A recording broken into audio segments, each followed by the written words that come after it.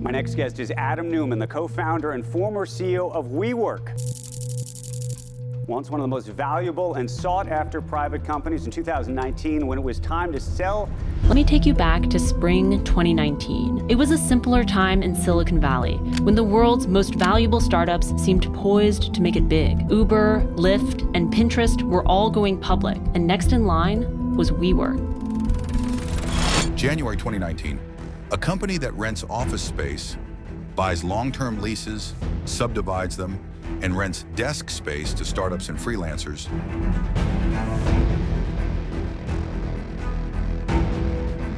is valued at $47 billion. More than Ford, more than Twitter, more than Lyft.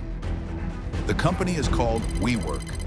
WeWork. WeWork. WeWork. WeWork. WeWork. WeWork. WeWork. WeWork. We turn now to the incredible story of the astronomical rise and epic unraveling of the communal workspace company WeWork. CEO is a man named Adam Neumann, 6'5", with the charisma of a preacher and the business ethics of a used car salesman.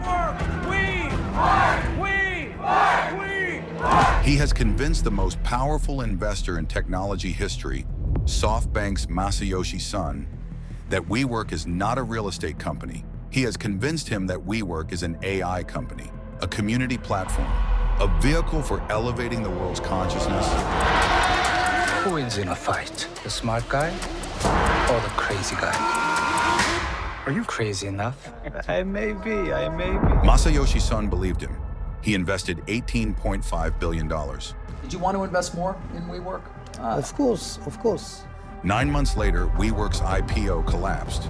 The valuation had fallen to $8 billion. His most valuable startup has just filed for bankruptcy. Office-sharing company WeWork filing for Chapter 11 bankruptcy protection. WeWork saga finally coming to an end. It's been a constant and rapid decline. After filing for Chapter 11 bankruptcy protection. The company went from a $47 billion valuation to near bankruptcy in just 6 weeks. Adam Neumann was fired. 2,400 employees were laid off, and Neumann walked away with a $1.7 billion exit package, the largest golden parachute in corporate history for a CEO who had run his company into the ground. This is the story of WeWork, the most spectacular valuation fraud in startup history.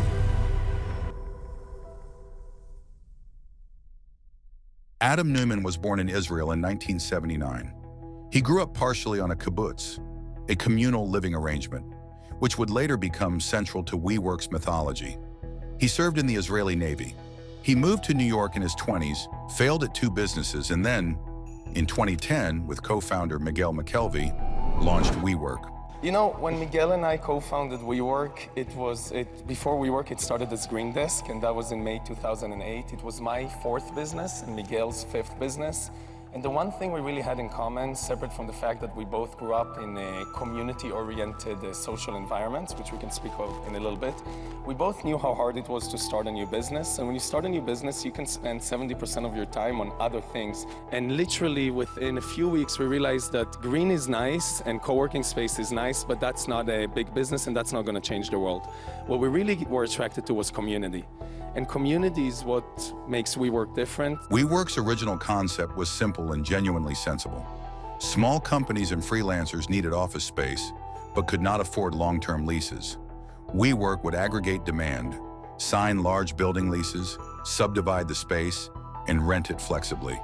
It was the Airbnb of office space, not revolutionary, practical. The movement in changing the way people work. You will have on the same floor, you will have graphic designers, maybe an artist, PR companies, marketing companies, and a technology company all on the same floor. But Neumann had a gift that most real estate operators do not. He could make anything sound transcendent. He did not sell office space. He sold community, belonging, the future of work. He told investors that WeWork's mission was to elevate the world's consciousness. He trademarked the word "we" and then charged his own company $5.9 million for the trademark. The genius of Adam Neumann was not business model innovation, it was a narrative alchemy. He took a mundane real estate arbitrage business and layered it with enough Silicon Valley language, enough communal idealism, and enough raw personal charisma to convince some of the world's most sophisticated investors that they were looking at the next Amazon. WeWork is the hottest startup on the planet. Investors are pouring in billions, and the company is rapidly becoming a global symbol of innovation. In 2017, SoftBank founder Masayoshi Son met Adam Neumann at WeWork's offices in New York. Masa, thank you for making the time. The meeting lasted 12 minutes. I call it space as a service. We're building data systems to connect communities around the world. Masayoshi Son, the Japanese billionaire who had built SoftBank into the world's largest technology investment fund, who had invested $20 million in Alibaba in 2000 and watched it become worth $60 billion, looked at WeWork and saw something he called crazy big. Did you want to invest more in WeWork? Of course. Were you disappointed you were not able to, or that some of your investors, this has been reported, tried or succeeded perhaps in saying don't invest as much as you want? I still want to invest more and I want to increase. Some of my investors said, Masa, you get too excited and too much concentration into one company. Don't go too far, too much. But I'm so excited, and if I could increase, I would like to increase. On the way out of the meeting, Son sketched a note on the back of a piece of paper. Son believed in crazy. He committed $4.4 billion in that meeting. SoftBank's money changed WeWork from a rapidly growing startup into a rocket ship with no navigation system. Neumann used the capital to expand at an insane pace, opening offices in dozens of cities simultaneously, buying a wave pool company, investing in a private school, purchasing a Gulfstream jet, and exploring the idea of becoming the world's first trillionaire. WeWork's co-founder and CEO Adam Neumann could be worth as much as $10 billion.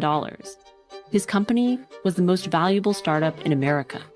Another tech unicorn has filed to go public. This time it is WeWork, now known as the We Company. It has announced that it has confidentially submitted its paperwork to the SEC for an IPO. WeWork has revolutionized the leasing of office space. Co-founder and CEO Adam Neumann, as well as strategic partner, who else but actor Ashton Kutcher. $10 billion invested in this company. It's the second largest venture capital investment of all time.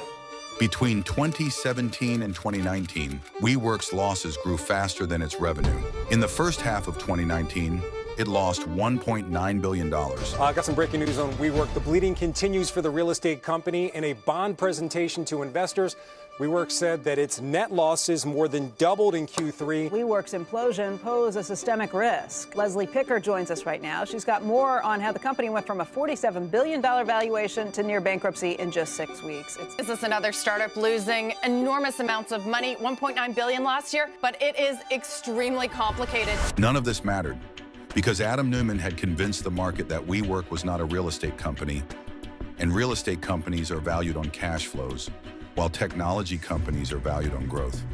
If WeWork was a tech company, the losses were acceptable. They were investment. They were the cost of capturing a global market before competitors could respond. You know, the world is shifting. You have a generation that cherishes intention and meaning, a lot of times above material goods. And you got to treat everything different. The difference between us and a lot of other companies, and we don't really look at competitors, we really look inside and see how can we build a better product and a better company. But the difference is when Miguel and I started this company, the intention was, can we change the world? The problem was that WeWork was not a tech company. It was a real estate company that had learned to speak the language of technology. This before, when we were preparing for this, you mentioned that WeWork does a lot of tech as well. That people don't really see that. The commons thing is part of that, but you do a lot more than that, right? So a lot of people might be surprised to know that we have more engineers in WeWork than contractors, architects, and designers. It's not even about being technology first. In today's world, when you build a company, if you're not technology oriented and you're not letting that lead your information process and your decision-making process, then you're missing out. And in 2019, it was about to explain this to the public markets in one of the most extraordinary IPO filings in Wall Street history. WeWork just unveiling its IPO filing literally moments ago. This one we've all been waiting for, and Leslie Picker is going through the filing. WeWork would always be ready for an IPO, but this move may come sooner than some had expected. Remember, this company is very well capitalized. It has raised some $10 billion from SoftBank over the last few years, and the latest round valued this company at $47 billion. You have to take a blended valuation, which puts it closer to around $36 billion, but still that makes it one of the biggest unicorns. WeWork was about to present itself to the public markets for the very first time, and in doing so, it produced one of the most extraordinary IPO filings in Wall Street history. In August 2019, WeWork filed its S-1, the document that companies submit to the SEC when they want to go public. The S-1 is supposed to be a sober, factual disclosure of a company's business, risks, and financial position. WeWork's S-1 was 425 pages long. It contained the word community 150 times. It did not contain the word profitability once. It described WeWork as a physical social network. It claimed that WeWork's addressable market was $945 billion. It referred to Adam Neumann not as CEO, but as a visionary leader. And it revealed that Neumann had personally borrowed $700 million from the company he was leading, money he used to buy real estate that he then leased back to WeWork at a profit. Young CEOs of today are afraid of going public. I think two things change. One, there's never been access to private capital like this. So I'm not sure if we would see some of the largest companies in the world today. If they were starting today, I'm not sure you would see them going public as soon as they did. They had no other choice. Most companies in the world run their company with quarterly earning reports. And when I'm going to make a decision, this is true about life and true about a business. When I'm going to make a decision based on 3 months forward, I'm not going to make the right decision. Masa is very famous for making a 300-year plan. If you want to start thinking forward, you really have to think really far away. The public markets read the S-1 and reacted with a clarity that SoftBank's private investors had failed to provide. Analysts publicly called it one of the worst IPO filings they had ever seen. WeWork's IPO became one of the biggest disasters in Wall Street history. The highly anticipated WeWork IPO ended in one of the biggest corporate collapses ever seen. The Wall Street Journal ran articles dissecting its financial distortions. Institutional investors who had been watching WeWork's valuation with confusion now had proof. This was not a technology company. I'll start. It had the CEO just had this magic quality of being able to, I like to say he taught investors to look at a pigeon and see a swan. And he had a real estate company, but was able to, what was very clearly an office space leasing company, but he was able to convince the investment world and some smart names there that it was a disruptive tech company that should be considered like Uber and Airbnb. But you know, that makes it an extremely different and less valuable company if it's a real estate business as opposed to a tech business. WeWork's planned IPO valuation fell from $47 billion to $30 billion, then $20 billion, then $12 billion, then $8 billion. His most valuable startup has just filed for bankruptcy. Office-sharing company WeWork filing for Chapter 11 bankruptcy protection. WeWork saga finally coming to an end. It's been a constant and rapid decline. After filing for Chapter 11 bankruptcy protection. Bankers told Neumann that the IPO was not viable at any price that made sense. In September 2019, WeWork withdrew its IPO entirely. Swirling questions over corporate governance, valuation, and its business model, causing WeWork to delay its upcoming IPO. From Saudi Arabia and SoftBank, I think they've raised $13 billion so far to get to something like $3 billion in revenue, $4 invested for every $1 of revenue. It's kind of a circus, isn't it? I think it's a recipe for what not to do. Though before all this stuff, I think the biggest insight was office is a business about big enterprises, and it's about capital efficiency. And in that S1 and in the character of that business, you see even more recipes that we've really tried to build a business that's entirely different. It's just about enterprise, and it's 5 times more capital efficient than what those guys have been doing. 3 weeks later, Adam Neumann was fired as CEO. His exit package, $1.7 billion. The employees who lost their jobs during the subsequent restructuring received their standard severance. CEO Adam Neumann announcing he is stepping down. Sarah Neumann deciding that the scrutiny directed toward him had become too much of a distraction. So now CFO Artie Minson Vice Chairman Sebastian Gunningham, a former Amazon executive, they take over as co-CEOs. And, well, guys, they have their work cut out for them. WeWork still needs more money, but is no closer to an IPO. Under new management, WeWork attempted to restructure. It cut staff. It exited unprofitable markets. It renegotiated leases. The new leadership was competent, and the business, stripped of Neumann's excess, was genuinely viable at a smaller scale. But the structural problem that had been visible from the beginning, long-term lease obligations against short-term rental revenue, was inescapable. COVID-19 arrived in 2020 and emptied every WeWork office on Earth simultaneously. Revenue collapsed. Lease obligations did not.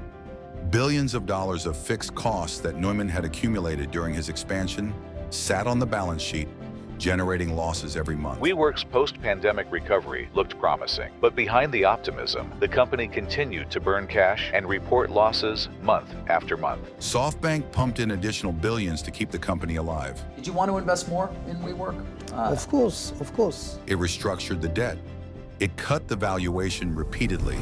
By 2021, WeWork finally went public. WeWork. WeWork. WeWork. WeWork. WeWork. WeWork. WeWork. I call you the WeWork startup reporter because in 2019 I was sitting with you face to face, not socially distanced, less than 6 feet apart, and we were starting to talk about WeWork having a lot of issues, and no way did we think that they would eventually go public. Not through an IPO, but through a SPAC merger at a valuation of $9 billion. By 2023, the stock had fallen 98%. It is easy to make WeWork's story about Adam Neumann. He was charismatic, reckless, self-dealing, and delusional about his own importance. Adam Neumann had this really chaotic approach to management. One day he would decide that 20% of the staff, the bottom 20%, needed to be fired every year. Adam was really into spending in all these eclectic ways. They had a small unit in WeWork that was making self-driving robots to go around and drop mail off at people. They bought a $63 million jet that Adam directed and was a huge fan of. It was just like one excess after the other at its peak. He trademarked We and charged his own company for it. WeWork was the poster child of the unsustainable startup frenzy of the 2010s. He leased buildings to himself. He told investors he was enlightening the world's consciousness while burning through their money at $219,000 an hour. But Neumann did not force anyone to give him money. He asked for it, and very sophisticated people with access to financial professionals gave it to him. SoftBank is responsible. Masayoshi Son made a 12-minute decision to invest $4.4 billion based on vibes. He then doubled, tripled, and quadrupled down on that decision as the losses mounted, because admitting the mistake was worse than extending it. The banks are responsible. JP Morgan, Goldman Sachs, and Morgan Stanley competed aggressively to lead WeWork's IPO, charging fees on a deal they all privately knew was overvalued, because the fees were too large to walk away from. And the era is responsible. The 2010s produced a specific investor psychology, shaped by Uber, Airbnb, and Amazon's success. That said, if a company is growing fast and losing money, the losses are investment, not failure. WeWork exploited this psychology more cynically and more completely than any company before it. Adam Neumann, since leaving WeWork, has raised hundreds of millions of dollars for a new startup called Flow. All the money flowing into Adam Neumann's new company, Flow. The former WeWork CEO and co-founder receiving a $350 million check from venture capital firm Andreessen Horowitz. It's the largest check the firm has ever written in a funding round, according to the New York Times. That brings Flow to a $1 billion valuation pre-launch. A residential real estate company that he describes as reimagining the housing experience. In a world where the one place is the new solution, where work and living has been integrated, where we're not ready actually for these solutions because these buildings have not been designed for that. The operating systems are not there, the tech is not there, the teams are not there to run it. I think Flow has only two choices: compete or partner. Andreessen Horowitz invested $350 million at a valuation of $1 billion. The investors who lost money in WeWork have not stopped investing. SoftBank's Vision Fund 2 has made hundreds of new bets. The banks that underpriced the WeWork IPO risk are still competing for the next big deal. Systems do not learn from stories the way individuals do. WeWork is a cautionary tale. The next WeWork is already raising money somewhere. The question is whether anyone is asking the right questions this time. If you think the startup funding ecosystem has genuinely learned from WeWork, or if you think Flow is the next chapter of the same story, drop your take in the comments. Subscribe.